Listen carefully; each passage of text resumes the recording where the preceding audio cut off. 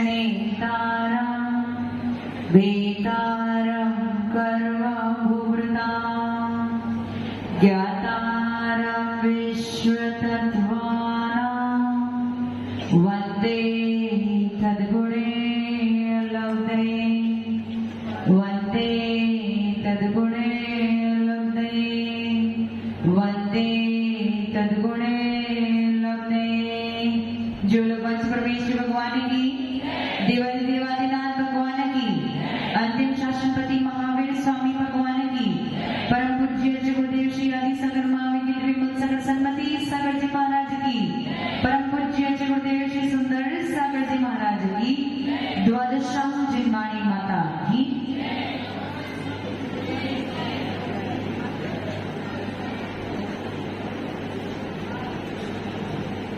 कल गोत्र कर्म के बारे में पढ़ा था। गोत्र कर्म का स्वभाव कैसा होता है?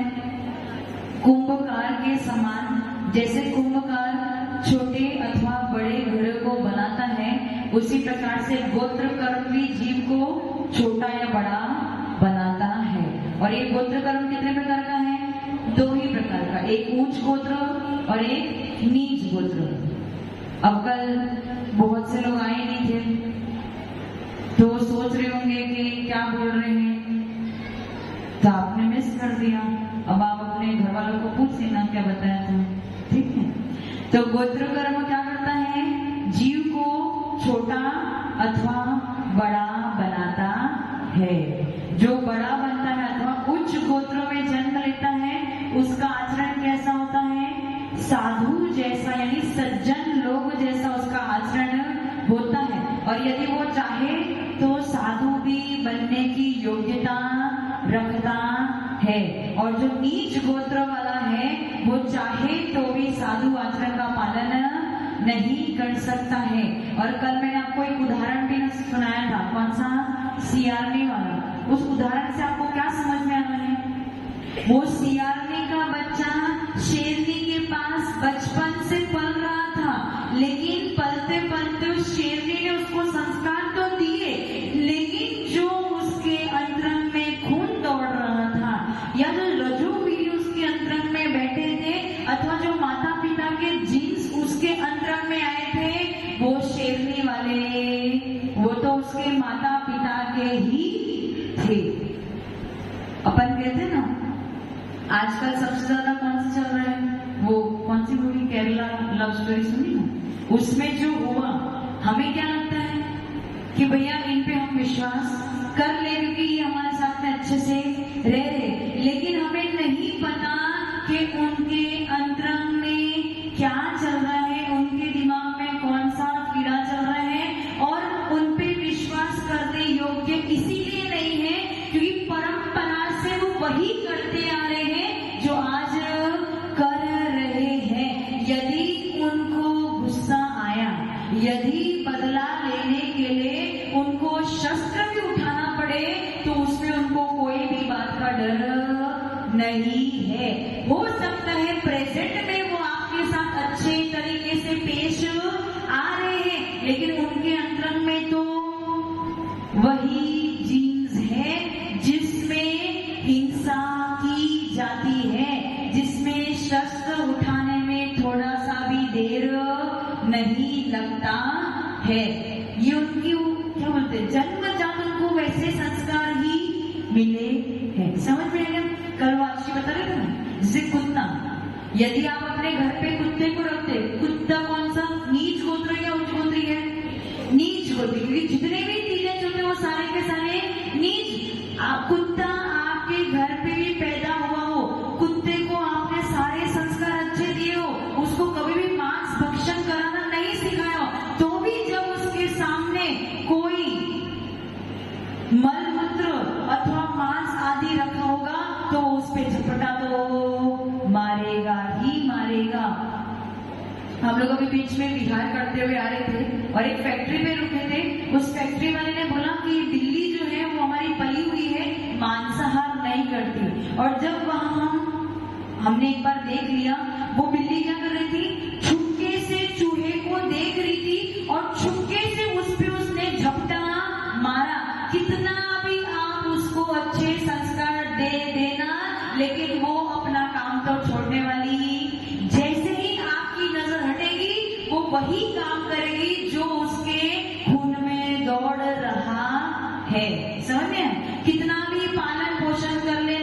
कोई शूद्र होगा तो वो शूद्र वाला काम ही करके दिखाएगा, और जो उच्च गोत्री होगा, यदि वो कोई नीच कुल के घर में भी उसका पालन पोषण हो जाए, लेकिन फिर भी उसका मन कोई नीच कार्य करने के लिए गवाही नहीं देगा।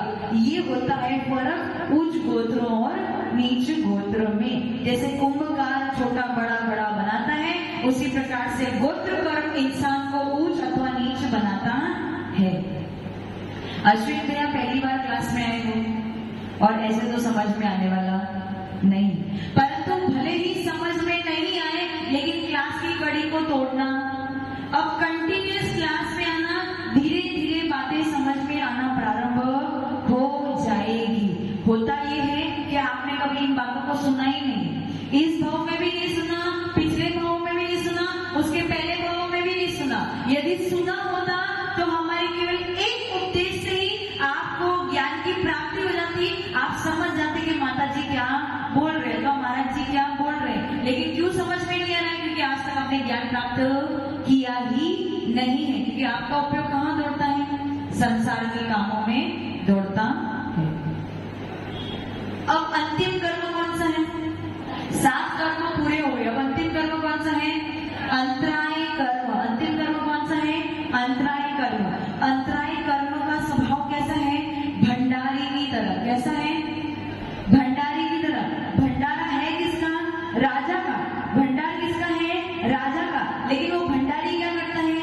यदि आप उसके पास कुछ वस्तु मांगने जाओ तो वो तोल के देगा, आपको दे दे जरूरी, यानी उस वस्तु की आपको चाहत है, लेकिन वो अपने भंडार में से सब कुछ दे दे ऐसा जरूरी नहीं है। तो आपको जिस वस्तु की चाहत है उसमें वो क्या करता है? विघ्न डालता है। क्या करता है? बीच में रोक लगाता है। तो अंतराय कर्म क्या करता है? आप और आपको जो वस्तु चाहिए वो, उन दोनों के बीच में रोक लगाने वाला यदि कोई है तो वो कौन है? अंतराय कर्म। वो कौन है? अंतराय कर्म। साधु को आप अपने घर पे चौका लगाया था और साधु को अपने चौके में ले गए पवन जी, और यदि उन साधु को अंतराय आ जाए तो आपको कैसा लगेगा? दुख होगा। लेकिन वो अंतराय क्यों आई? अंतराय क्यों आई? क्योंकि साधु के लाभांतराय कर्म का उदय, साधु को लाभ होने वाला था। किसका लाभ होने वाला था? भोजन। उस लाभांतराय कर्म का उदय के वजह से साधु को अंतराय आ गए, यानी लाभ में अंतराय, विघ्न पड़ गया। अब केवल साधु के कर्म का उदय है क्या? आपके कर्म का उदय है। आपके कौन से? आपके दानांतराय कर्म का उदय है। कि आपकी तीव्र भाव क्या थे? दान देने के। आपके तीव्र भाव क्या थे? दान देने के। लेकिन उस कर्म ने क्या कर दिया? बीच में रोक लगा दिया, यानी आपके दानांतराय, क्योंकि आपकी तीव्र भाव थे दान देने के, और साधु का लाभांतराय, उन्हें लाभ होने वाला था, उसमें बीच में विघ्न आ गया। तो ये अंतराय कर्म क्या करती है? आपके और आपके भावनाओं के बीच में, आपकी और आपकी वस्तु के बीच में विघ्न डालने का काम करती है। जैसे भंडारी क्या करता है? आपको यदि भंडार में से कोई वस्तु चाहिए तो वो बीच में विघ्न डालता है। उसी प्रकार से अंतराय कर्म आपके और आपको प्राप्त होने वाले वस्तु के बीच में अंतराय डालता है, विघ्न डालता है। ऐसा बहुत बार होता है कि बहुत लोगों की ऐसी कंप्लेंट होती है कि महाराज जी बस काम पूरा होने वाला ही था, डील पास होने ही वाली थी, सारा काम मेरे हाथ में आने ही वाला था, कि बीच में काम रुक गया। ऐसा हमेशा क्यों होता है? बस ये अंतराय कर्म के वजह से होता है। और वो अंतराय कर्म किसका है? किसका है? सामने कंपटीटर को वो लाभ मिल गया और आप वहीं के वहीं धरे रह गए हैं, तो किसका दोष? किसका है? सामने वाले का क्या? आपके कंपटीटर का। आपके कंपटीटर का दोष बिल्कुल भी नहीं है, उसका पुण्य कर्म प्रबल था और आपके अंतराय कर्म ने आपके लाभ को प्राप्त होने के बीच में विघ्न डाल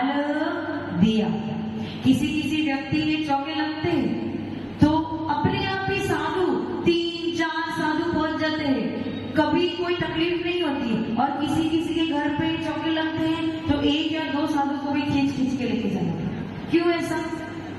क्यों ऐसा? ये अंतराय कर्म ही सारा खेल खेल रहा है। हो सकता है कि आपके भाव साधुओं को आहार कराने में ऐसे उज्जवल भाव नहीं। आपके भाव जब साधु को आहार कराने में है तो आपके उज्जवल भाव नहीं है। हो सकता है आप अपनी मान कसाई की पुष्टि के लिए कि देखता हूँ मेरे घर पे कितने साधु आते हैं, आचार्य क्यों नहीं आए अब तक मेरे घर पे। ये जो मान कसाई बैठी है, ये मान कसाई आदि जो बुरे परिणाम यदि आप करोगे तो ऐसे अंतराय कर्मों को बांधोगे और फिर जब अंतराय आपके घर पे आएगी तो फिर दुखी किसको होना पड़ेगा? आपको स्वयं को ही दुखी होना पड़ेगा। समझ में है? अब ये अंतराय कर्म कैसे काम करता है? देवों को यदि दान देना हो, देवों को यदि आहार दान देना हो तो क्या वो दे सकते हैं आहार दान? पवन जी, देव आहार दान दे सकते हैं क्या? तीरथ दे सकते हैं? नारकी दे सकते हैं? कौन दे सकते हैं? केवल मनुष्य। उसका मतलब क्या हुआ कि देवों के, नारकियों के और तीर्थों के, तीनों के ही दान अंतराय कर्म का उदय है कि वो चाहे तो भी साधुओं को आहार दान नहीं दे सकते हैं। ये योग्यता किसको मिली है? केवल मनुष्य को मिली है, और मनुष्य में भी केवल उच्च कुलीन मनुष्य को मिली है। और इतना होने के बावजूद यदि आपके भाव आहार दान के नहीं बनते हैं तो सबसे बड़ा दुर्भाग्यशाली और कोई भी नहीं है। ऐसा बहुत घरों में देखने में आया है कि महिलाओं के बहुत भाव होते हैं दान देने के, महिलाओं के बहुत भाव होते हैं सेवा करने के, लेकिन घर वाले इतना परेशान करते, इतना टॉर्चर करते हैं कि उसे आहार दान नहीं देने देते, उसे घर पे चौका नहीं लगाने देते, उनको साधु की सेवा नहीं करने देते। पीछे कारण क्या है? घर वाले बुरे नहीं है, लेकिन क्योंकि आपके कर्म का ऐसा उदय है, आपके अंतराय कर्म का ऐसा उदय है जो उनकी मति ऐसी हो रही है। अश्विन जी, समझ में आ रहे हैं? तो यदि हमारे आहार देने के भाव बन ही नहीं रहे हैं तो उसका मतलब आप बड़े दुर्भाग्यशाली हो। लेकिन आहार दान देने के भाव बन रहे हैं फिर भी देने नहीं मिल रहा है, उसका मतलब मेरे कर्म का तीव्र उदय है। वो भी कौन से? अंतराय कर्म का तीव्र उदय है। और ये केवल दान, अंतराय के 5 है: दान, लाभ, भोग, उपभोग और वीर्य। अभी सिर्फ सुन लो, लिखना नहीं, अभी आगे इसकी चर्चा करेंगे। दान, लाभ, भोग, उपभोग और वीर्य। अब वीर्य यानी भोग, उपभोग की सामग्री तो हम समझते हैं, जो एक बार भोगा जाए वो भोग की सामग्री, जो बार बार भोगा जाए वो उपभोग की सामग्री, जो लाभ होने वाला है वो लाभ, और जो दान देना है वो दान। अब वीर्य क्या है? आत्मा की शक्ति। वीर्य क्या है? आत्मा की शक्ति। हम बहुत बार ऐसा विचार करते हैं कि हम भी साधु बन जाएं, हम भी बड़े बड़े कार्य करें, हम भी इधर दौड़ भाग करें, हम भी आगे बढ़े, लेकिन हमारा वीर शक्ति हमें साथ नहीं देता है, हमारा आत्मा बल हमें साथ नहीं देता है, हमारा आत्मा बल टूट जाता है। वो क्यों टूटता है? वीर्य अंतराय कर्म के वजह से आपके आत्मा का बल टूट जाता है। इस प्रकार से कर्म आपके साथ विभिन्न विभिन्न प्रकार की आपत्ति और उपसर्ग लाके अथवा विपत्ति लाके खड़ा कर देती है, जिसकी वजह से आप अपने कार्य को सफलता पूर्वक नहीं कर पाते हो। राजेंद्र जी बहुत बड़े बड़े सपने भी देखते हैं, मेहनत भी करते हैं, पुरुषार्थ भी करते हैं, लेकिन सपनों को सफल नहीं कर पाते हैं। क्यों नहीं कर पाते हैं? अंतराय कर्मों के वजह से। किसकी वजह से? अंतराय कर्मों के वजह से। समझ में आ गया? समझ में आ गया? इसका स्वभाव कैसा है? कैसा है? भंडारी के समान। स्वभाव कैसा है? भंडारी के समान। जैसे भंडारी आपको वस्तु प्राप्त करने नहीं देती, उसी प्रकार नहीं होने देता है। इन कर्मों को सुन सुन के, समझ के, केवल आज के बाद ये सोचना, ये विचार करना कि दोष किसी का भी, अश्विन जी, दोष किसी का भी नहीं है, दोष किसका है? मेरा है। आज यहाँ पे ज्ञान प्राप्त करने के लिए कितने लोग हैं? आपका सागवाड़ा कितना बड़ा है? बहुत बड़ा। कितने लोग हैं यहाँ पे? 1000 लोग तो अपने जैन धर्म के होंगे, मान रहे हैं। 1000, 2000, उससे ज्यादा 2000 लोगों के बीच में केवल 50 या 60 लोग यहाँ पे ज्ञान प्राप्त करने आए हैं, क्योंकि उनके लाभांतराय कर्म का उदय है, जो उनकी मति आज भी इतनी नहीं बन रही है कि हम चले जाएं और सभा में कुछ ज्ञान की प्राप्ति कर ले। समझ में आ गया? लाभांतराय कर्म का भी उदय है, ज्ञानावरणी कर्म का भी उदय है, इसीलिए वो इधर नहीं आ पा रहे हैं। इसका मतलब ये नहीं सोचना कि वो लोग घर पे बैठे हैं तो उनके कर्म का उदय इसलिए घर पे बैठे। पुरुषार्थ तो आपको करना पड़ेगा पवन जी, सबको बोलने का, सबको इकट्ठा करने का पुरुषार्थ तो हमें अपनी भावना तो भानी पड़ेगी, लेकिन इतनी भावना भाने के बाद भी यदि वो लोग यहाँ पे नहीं आ पा रहे हैं तो उनके लाभांतराय कर्म का घोर घोर घोर उदय है। समझ में आया? समझ में आया? तो ये कर्म ऐसे नहीं है कि इंडिपेंडेंटली काम करे, ऐसा नहीं। ये एक दूसरे के साथ मिलजुल के काम करते हैं, एक साथ मिलजुल के काम करते हैं, एक दूसरे पे डिपेंडेंट होते हैं। तो आज हमारी 8 कर्मों की सामान्य विवक्षा पूर्ण हो गई, सामान्य विश्लेषण आज पूर्ण हो गया। मूल प्रकृतियां मैंने आपको समझा दी है।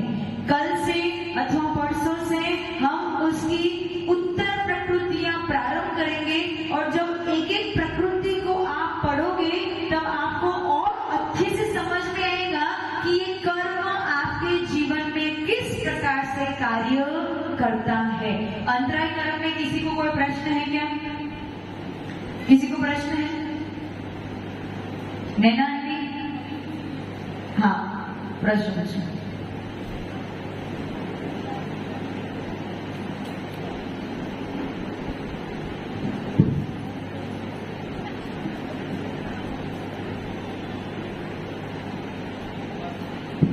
नमस्कार आचार्य जी, मुंडई माता जी।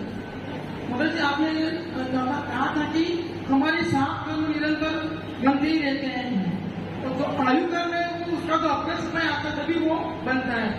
तो इसके हमारे 2 प्रश्न है। जब आयु कर्म बनता है तो वो अकेला ही बनता है, तो उसके साथ जो 7 कर्म दूसरे हैं वो कुछ साथ बनते हैं या नहीं बनते?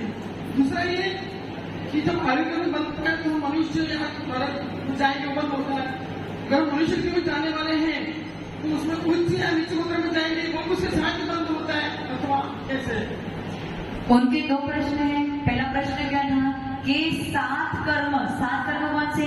ज्ञानावरणी, दर्शनावरणी, वेदनीय, मोहनीय, नाम, गोत्र और अंतर। आयु को छोड़ दो, हर समय आपको 7 कर्म निरंतर बंद रहे हैं। अश्विन जी, आप यदि यहाँ पे ज्ञान की प्राप्ति भी कर रहे हो तो भी 7 कर्म आपको अभी भी बंद रहे हैं, लेकिन आयु कर्म जीवन में 8 बार ही बंधेंगे। और जब वो आयु कर्म बंधेंगे तो वो 7 कर्म तो बनते ही रहेंगे और साथ में आयु कर्म का भी बंध होगा। तो जब आयु कर्म बंध रहा है तब आपको कितने कर्मों का बंध हो रहा है? 8। और जब आयु कर्म नहीं बंध रहा है तब 7 कर्मों का बंध हो रहा है। ये क्लियर हो गया? दूसरी बात, जब आपको आयु का बंध होता है, यदि देव आयु का बंध हो गया तो फाइनली आपको उच्च गोत्र में जाना है। यदि नरक आयु का बंध हो गया तो फाइनली आपको नीच गोत्र में जाना है। यदि तिरछ गति का बंध हो गया तो फाइनली आपको नीच गोत्र में जाना है। लेकिन जब मनुष्य आयु का बंध होता है, आपने भैया आपको समझ में आ रहा है आवाज ठीक नहीं है तो उसे ठीक कर लो पहले। यदि मनुष्य आयु का बंध होता है तो जब आपने मनुष्य आयु का बंध किया है, बंद किया है, तभी आपकी आयु, कितनी आयु होगी वो भी निश्चित हो जाती है। कौन से कुल में जाओगे, उच्च गोत्र में जन्म लोगे, नीच गोत्र में, ये सब कुछ डिसाइड हो जाता है। लेकिन यदि आपने आयु बंद करने के बाद जो शेष जीवन बचा है उसमें आपने परिणामों को गिरा दिया, तो वो कुल ऊंच का नीच भी हो सकता है। अंतिम समय तक वो ऊंच नीच चलता चला जाएगा। अंतिम समय तक आप अपने परिणामों पे सब कुछ निर्भर करता है कि आप कौन से धर्म में, कौन से संप्रदाय में, कौन से देश में, कौन से कुल में, कौन सी जाति में पैदा होगे। समझ में आया? समझ में आया है? और आपको पता है, आप आपके माता पिता कौन बनेंगे, ये भी सब कुछ कर्म पे डिपेंड करता है। ये देखो, कोई किसी की गरीब के घर पे पैदा होते हैं, मतलब कोई गरीब के घर पे पैदा होता है, कोई अमीर के घर पे पैदा हो रहा है, तो उसका मतलब क्या, वो कहीं ना कहीं वो परिवार के जितने मेंबर हैं उनका ऑलमोस्ट सेम प्रकार के कर्मों का, सेम प्रकार के मतलब कुछ सेम प्रकार के कर्मों का उदय है। इसीलिए उन्होंने एक ही घर में पैदा, अब सबको एक जैसा ही दुख सहन करना पड़ेगा। दुख तो सबको एक जैसा मिला है, लेकिन उस दुख के अगेंस्ट में वो चारों व्यक्ति अथवा पांचों व्यक्ति, वो परिवार के लोग हैं, उस दुख के अगेंस्ट में कैसे भाव बनाएंगे वो उन परिवार वालों पे डिपेंड करता है। यहाँ पे आपने सब अपने कर्म सिद्धांत सुन लिया। अब आपको ये तो समझ में आ गया भैया हमारे कर्म के उदय की वजह से हमारे साथ में बुरा हो रहा है। तो आप जब किसी दुख को फेस करोगे और आपके घर वाले जब दुख को फेस करोगे, तो दोनों के परिणामों में जमीन आसमान का फर्क होगा। आज के दिन में हो सकता है कि आपके दुख समान हो, लेकिन क्योंकि आज आपने परिणाम अच्छे कर दिए और वो अपने परिणामों को अच्छा अभी भी नहीं कर पाए, तो उनको तो आज आगे भी दुख को सहन करना पड़ेगा। लेकिन जिस व्यक्ति ने अपने परिणामों को अच्छा कर लिया, उसके लिए आगे वो दुख कम होना प्रारंभ हो जाएंगे। हम देखते ना, घर पे दो भाई बचपन में तो साथ में रहे, लेकिन एक ज्ञानी और एक अज्ञानी, एक बड़ा होके बड़ा ऑफिसर बनता है और एक कुछ भी नहीं कर पाता। क्यों?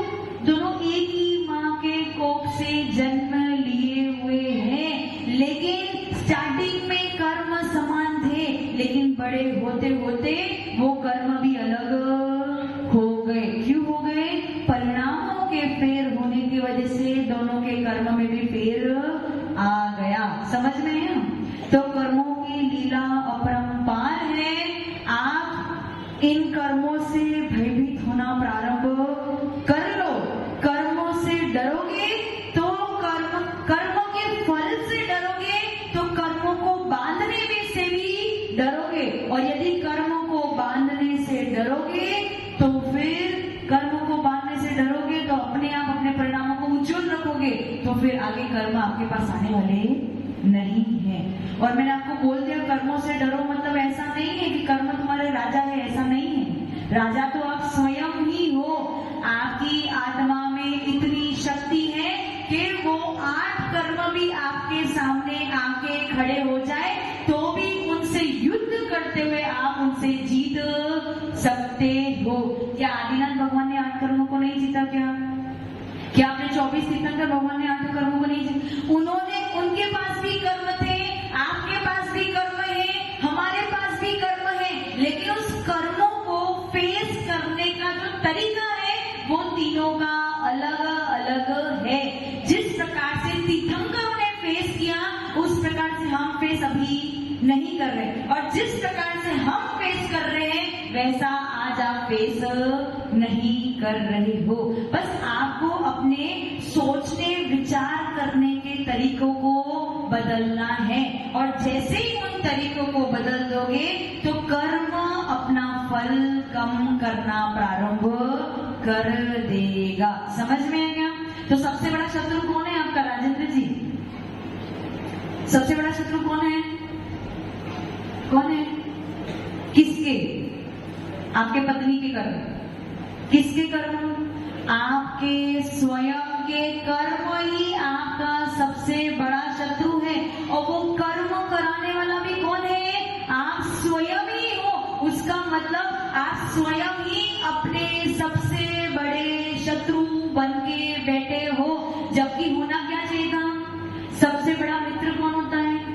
कोई सबसे बड़ा मित्र नहीं है, हम स्वयं ही अपने सबसे बड़े मित्र हैं। लेकिन दुख की बात ये है कि आज हम स्वयं ही अपने सबसे बड़े शत्रु बन के बैठे हैं। और ये हमारी अज्ञानता है कि हम सामने वाले को अपना शत्रु समझते हैं। समझ में आ रहा है? समझ में आ रहा है? तो ये 8 कर्म, ज्ञानावरणी, दर्शनावरणी, वेदनी, मोहनी, आयु, नाम, गोत्र और अंतराल, ये 8 कर्मों की मूल प्रकृतियों को आपने समझ लिया है, मोटा मोटा समझा है, अभी डीप में नहीं गए। और जो व्यक्ति आज नए नए आए हैं, ऐसा मत समझना कि आज समझ में नहीं आया तो कल से नहीं आएंगे। संतोष जी, दिनेश जी, सब नए नए स्टूडेंट हो, लेकिन एक बार आप इस ट्रैक पे लग गए, फिर आपको इतना मजा आएगा कि एक दिन भी क्लास छोड़ने की इच्छा नहीं होगी। है ना राजेंद्र जी? सही है ना? इसीलिए एक भी दिन एब्सेंट नहीं रहना है।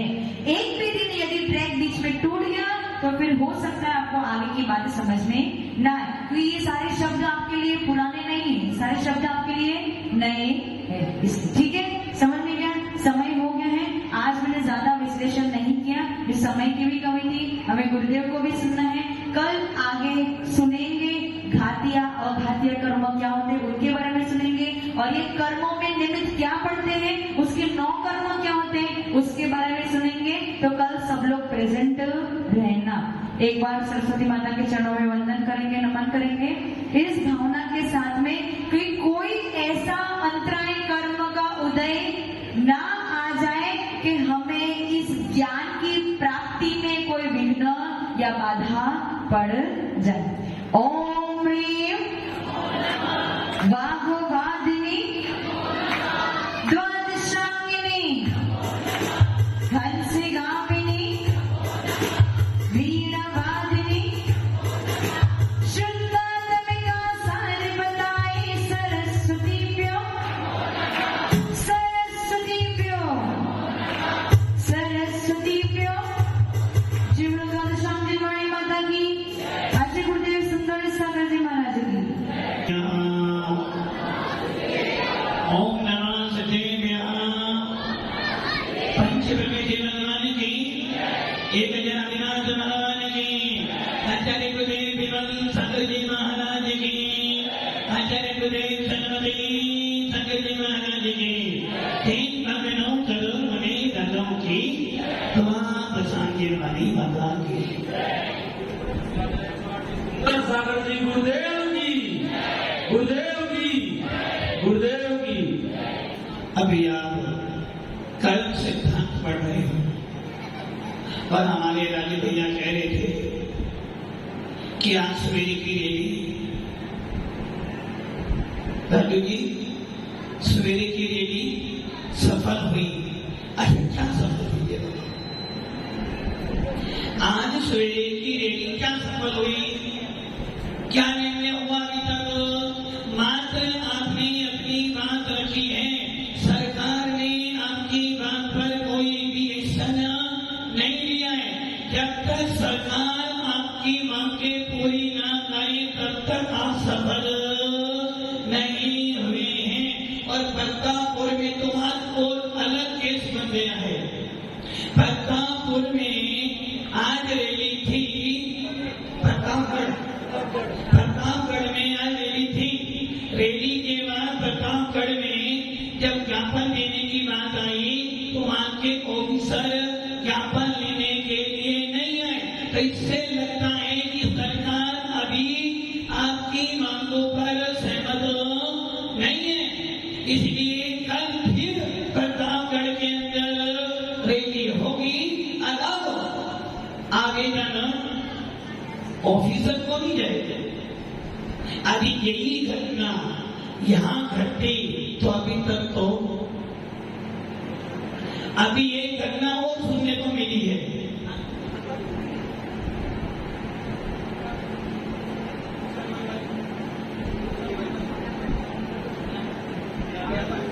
ब्यावर में एक कुछ मुसलमानों ने शिव मंदिर के बारे में कुछ कह दिया होगा, है ना? अभी घटना तुम्हारे देखना, अभी ने किसी ने सुनाई, उस व्यक्तियों को मुसलमानों ने कुछ कह दिया होगा तो उन्होंने हल्ला करा, इन्होंने तो गवर्नमेंट के मकान तोड़ दिए, जिन्होंने ये काम किया था। तो ये ध्यान रखना, जैनों के साथ में तो हमेशा अन्याय होता आया है, होता रहेगा। रैली सफल जब होगी जब आगे ऐसी कार्रवाई ना हो कि सड़कों की सुरक्षा बनी रहे। इसलिए रैली सफल हुई, माता आप आ गए और मैं राजू भैया से पूछता हूँ, क्या तुम्हारा पूरा सफर रैली में था क्या? 60% लोग था, 40% लोग तो घरों में। तो इससे मतलब ये समझ लेना कि 7-12 में ऐसे भी लोग हैं जिनको अभी साधु संतों से लगाव, जो आए थे वो साधु संतों के घर के थे, परिवार के थे। जब तुम्हारे पर दुख आएगा तो ये साधु तुम्हारा साथ देंगे, और जो 40% घर में बैठे हुए थे कर्म को उन्हें बांध लिया। श्रीपाल को कोड हुआ था, क्यों हुआ था? क्यों कोड हुआ? क्योंकि उसने एक मुनि को पूर्व दरिया में कोड़ी बोला था और 700 मुनियों 700 लोगों ने अनुमोदना की थी। वैसे ही जो 40% नहीं आए थे उन्होंने मुनि की हत्या पर अपना कोई भी शोक व्यक्त नहीं किया। इसका मतलब हो गया कि उनको मुनि नहीं चाहिए। मतलब कि इतनी घटना हो जाने के बाद भी आपकी आत्मा में संवेदन उत्पन्न, जो आए वो बढ़िया थे। जो आए उन्होंने अपना, एक कहानी है, घटना है कि एक गांव में आग लगी, सब आग बुझा रहे थे। एक चिड़िया भी अपनी चोंच में पानी लेकर डाल रही थी। लोगों ने क्या पागल है, तेरी चोंच की बूंद से आग बुझेगी? उसने बहुत अच्छा उत्तर दिया, अरे भाई जब इतिहास लिखा जाएगा तो लोग ये तो नहीं कहेंगे कि मैं आग लगाने में थी, ये कहेंगे चिड़िया भी आग बुझाने के लिए। तो जो लोग आए थे उनको भी शासन के प्रति लगाव था, और जो नहीं आए थे कर्म मत तो हो गया। मतलब कि अन्य समाज के लोग आकर साथ दे रहे हैं और अपने ही लोग घर में बैठकर टीवी देख रहे होंगे, चाय पी रहे होंगे, मोबाइल देख रहे होंगे। इसलिए रैली सफल, ये बोलो हम सफल हुए, और सफल अभी हुए नहीं, हमने अपनी बात रखी है। चलते आगे कर्म सिद्ध, गोत्र कर्म कल चला था और आज चला अध्याय। कितने कर्म हो गए? आप तो कर्मों से रहित हो गए। क्यों? आशा कर्म तो नहीं, उसका की आप तो रहित हो गए। कितने कर्मों से रहित हो गए? 4 से। 4 से तो हो गए ना। भवन जी कितने कर्म नष्ट हो गए आपके? कितने कर्मों को आपने नष्ट कर दिया? उसको नष्ट किए होंगे ना। हाँ, पंडित जी ने जरूर किए होंगे। हाँ पंडित, एक घटना मुझे याद है पंडित जी के ऊपर। एक पंडित जी आगे साथ बढ़ा और वो तत्वा सुनता अध्ययन कर रहे थे। अध्ययन करते तीसरा अध्याय आ गया और तीसरे अध्याय को वे भूरिया बड़ी शांति से सुन रहे थे। पंडित जी ने बोला, माँ जी सुनो, नरकों में जब जाओगे ना, रत्नों की भूमि मिलेगी, रत्नों की, जहाँ पे रतन जैसी चमक वो भूमि मिलेगी आपको।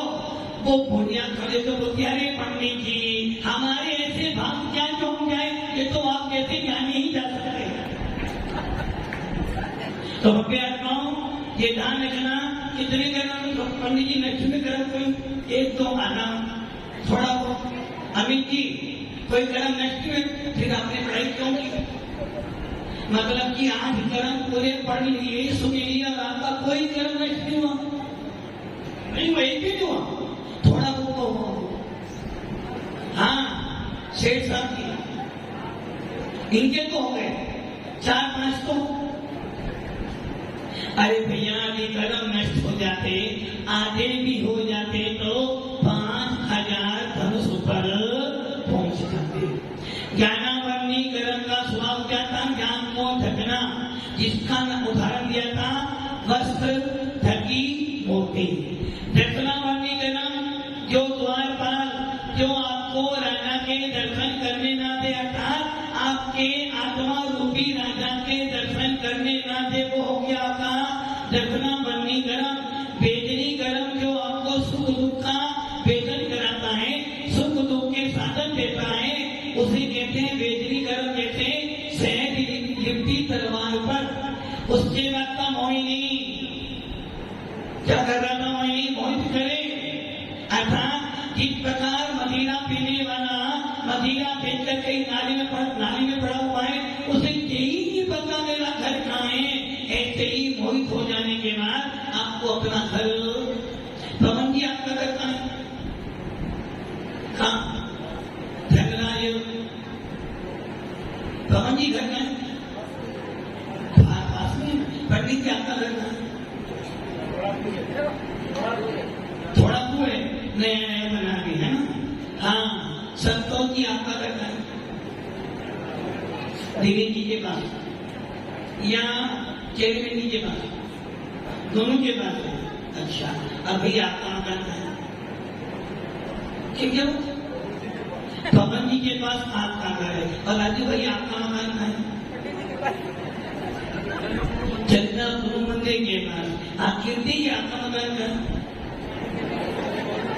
बोलो महाराज जी, आपके पास ही तो रहता हूं मैं।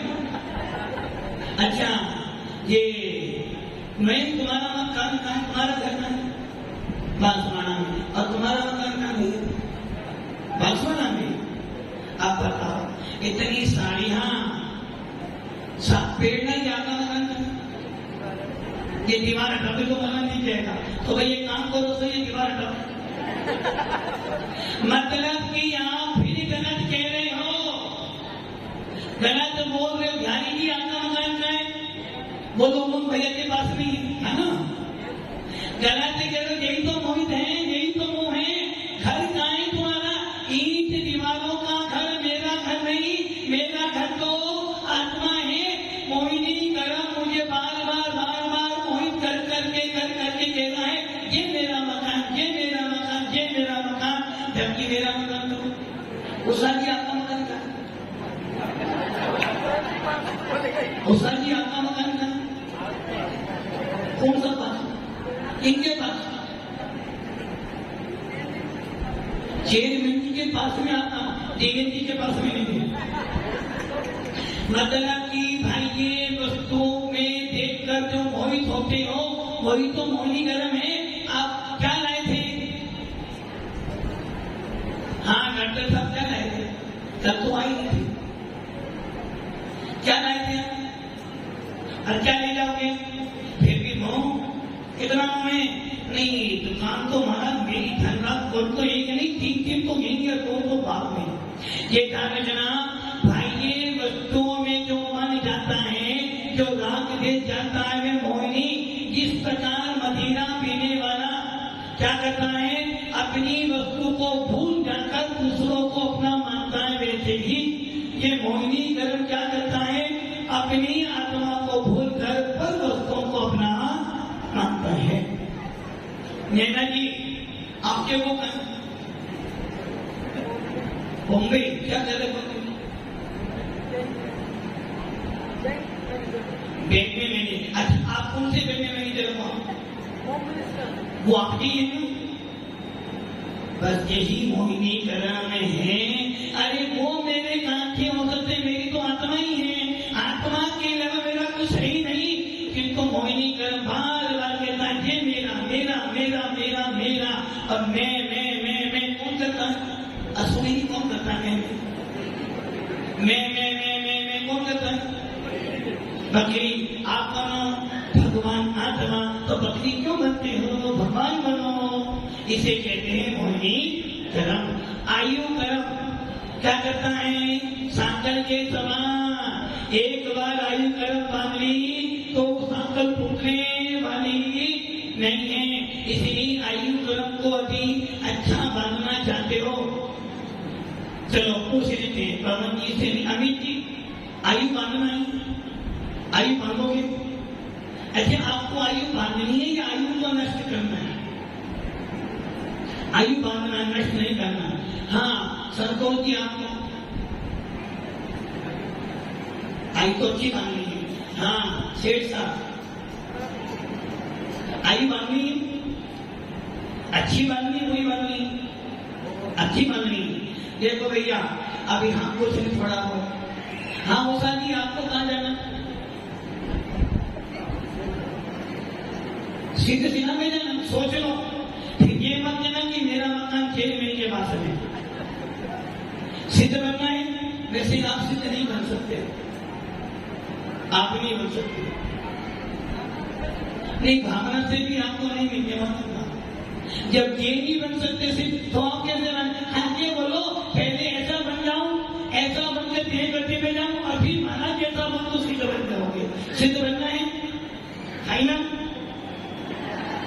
उषा की सिद्ध बनना है। देखो आप सबके बीच में कह रही हो, फिर मना नहीं करना। संतोष जी गवाह हो, सेठ साहब, वैसे भी सातवाड़ा में सिद्धि चलती है, वो कह रहे हमें सिद्ध बनना है, तो आप जीवन जी के पास जाना, एक लेटर लिखना कि मैं आपको छोड़कर भारत के साथ जा रही हूं। सिद्ध बनना है ना, तो सिद्ध बनने के लिए तो सब छोड़ना पड़ेगा, है ना? वैसे भी 15 अगस्त सारी स्वतंत्र हो जाना। भव्य आत्माओं, आयु कर्म क्या करता? पहली बात तो हमें कोई आयु नहीं बांधनी, क्योंकि चारों आयु रवीश जी, चारों आयु खराब है। जब जब आयु मिलेगी संसार में आना पड़ेगा। इसलिए हमें तो बस एक ही काम करना, वो क्या करना है? अप्पा सो परमात्मा, आत्मा से परमात्मा बनना। कोई आयु बांधने की हमारी इच्छा। कितने ये मंच पर बैठे हैं, व्हाइट वाले हो, ड्रेस वाले या बिना ड्रेस वाले, इनको कोई आयु नहीं चाहिए, बस एक चाहिए, अप्पा सो परमात्मा। हमें किसी भी आयु का बंध करने की इच्छा। आयु के बाद नाम, कौन सा नाम आता है? नाम। अच्छा, आपका नाम क्या? अच्छा, आपका नाम क्या है? चिराग। अच्छा, आपका नाम क्या? हाँ? अच्छा, आपका नाम? अच्छा भैया, आपका नाम क्या? पवन जी के पीछे। अच्छा, सबके नाम है? अच्छा, आपका नाम क्या? आपका नाम क्या? सबके नाम है? नाम है ना? बिना नाम वाला कोई है क्या? कोई है बिना नाम वाला? कोई नहीं है। तो आपको नाम चाहिए ना? नाम के लिए काम कर रहे हो ना? पवन जी इसके लिए काम कर रहे हो, और मैं तो नाम के लिए कर रहा हूँ। अध्यक्ष कौन है भाई? चतुर्मास का अध्यक्ष कौन है? पवन जी है। अली का बेटा भी नाम के लिए काम कर रहे हैं ना? अच्छा, आप जब इनसे पूछो, हाँ भाई सुखाके मध्य माता जी आपको नाम चाहिए? माना करें हमको नाम चाहिए। सोलह में मध्य माता जी नाम चाहिए आपको? हाँ, देवना दीदी जी को नाम चाहिए आपको? बोलो महाराज, बहुत नाम कमा लिया है, अब तो नाम को नष्ट करने के लिए जैन खुद और अब बार बार नाम बोल रहे। आपका नाम है क्या? आत्मा का कोई नाम, कोई नाम? तो अब क्या करना है? नाम कमाना है। अरे भाई, कर्म सिद्धांत पढ़ने का मतलब है नाम कर्म से रहित होना। क्योंकि नाम कैसा? चित्रकारी। चित्रकार जैसे चित्र बनाता है, रंग देता, वैसे ही अनादि काल से नाम नाम नाम नाम नाम नाम के पीछे भागे। अच्छा हो जाए तो नाम, और बुरा हो जाए तो नाम को मिटाने के लिए भी पैसा देते हो। इसलिए हमें तो नाम कर्म को नष्ट करने के लिए तीन धर्म मिला है। इसके बाद आता है गोत्र। गोत्र कैसा है? कुंभकार घड़े बनाता है, छोटा मोटा पतला, और वैसा वैसा वो बड़ा बिक जाता है। छोटा बनाया तो छोटे घर में गया, बड़ा बनाया तो बड़े घर में गया, और कभी ऐसा भी होता है कि बड़ा घड़ा छोटे घर में चला गया, छोटा घड़ा बड़े घर में चला गया। ऐसे कोट क्रम हमें ऊंच नीच की पर्याय देता है। अर्थात यदि हम नीच कुल में पैदा हुए, किसी कारण कुल में पैदा, यदि हमारा जन्म नीच कुल में होता है, दोष किसका था? किनका? कर्मों का। तो संतों की करिए तो सारा कर्मों का है। हाँ जी वकील साहब, यदि मान लो आपको नीच कुल मिल जाता तो दोष किसका होता? कर्मों का। आपका दोष नहीं था। लो, अरे भैया तेरे कर्म तुमने बांधे, सारा दोष तेरा ही तो है। कर्म तो खुद का नहीं, सारा करा किसका देना? सारे बुरे काम मैंने किए, अब तो मेरे कर्मों का दोष का नहीं। कोट कर्म ने यदि हमें नीच कुल दिया है तो इसके पीछे मेरे ही कर्म थे। यदि मुझे आज जैन कुल मिला है तो मैंने अच्छे परिणाम बनाए, तो मुझे जैन कुल कर्मों ने कुछ नहीं किया। मैंने राग द्वेष किया था और कुंडल बनाए कर्म रूप बनकर आ गए। हाँ वकील साहब, आप कोई केस लड़ने गए और आप केस हार गए, दोष किसका था? अच्छा वो तुम्हारा दोष नहीं था। मतलब कि वकील केस लड़े और हारे तो दोष उसका, जीत जाओ तो इसका दोष तो जीत जाओ। मैंने बड़ी मेहनत करी। अरे भाई सारा दोष मेरा है। कुंतल बजनाए तो चुपचाप बैठी थी, मैंने राग देश किया, वो चिपक गई और कर्म बन गए। अब इसके बाद कौन सा गया? अंतराय भंडारी। क्या करता भंडारी? दान देने वाला दान दे रहा है, दान देने वाला दान दे रहा है, लेने वाला ले रहा है। और हमारे राजू भैया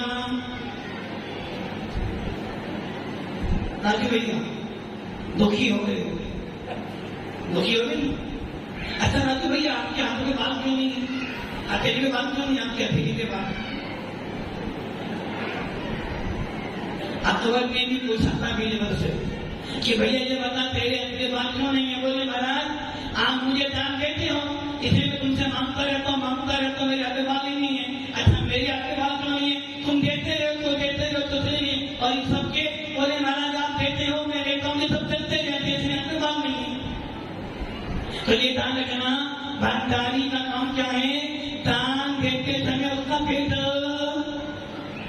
जलता है। ऐसे ही घर में दान देना तो चाहते हो, सामने वाला एक दान रखना, यदि आप दान नहीं दे रहे हो तो एक भिखारी को देख ले। भिखारी क्या करता है? मांग रहा है। क्यों मांग रहा है? जब उसने पूर्व में कोई दान नहीं किया तो दान दे रहे थे, उसे रोका था। यदि तुम्हारे पास पर्याप्त संपत्ति है और उस संपत्ति को धर्म में नहीं लगाते हो तो सोच लेना अगली पर्याय में क्या करना पड़ेगा? घर घर मांगना।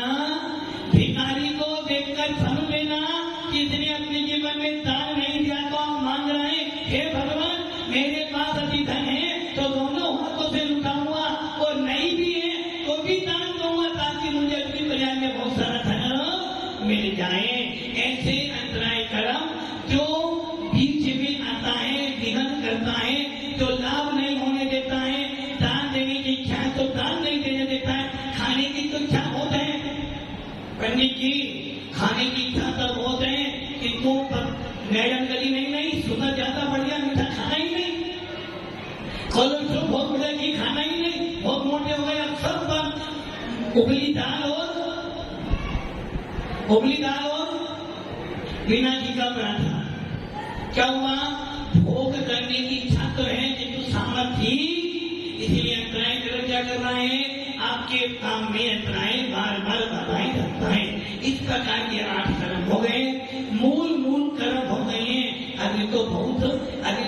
मात्र 3 घंटे के शो में 10 मिनट का ट्रेलर हुआ है। यदि इस सिद्धांत को पढ़ोगे तो मुझे लगता है जब यहाँ से हम लोग जाएंगे तो आप अपने आप लोगे महाराज कुछ तो परिवर्तन, कुछ तो नया मिला है, कुछ तो नया मिला है। और जो मिला है वो ऐसा मिला है कि जीवन भर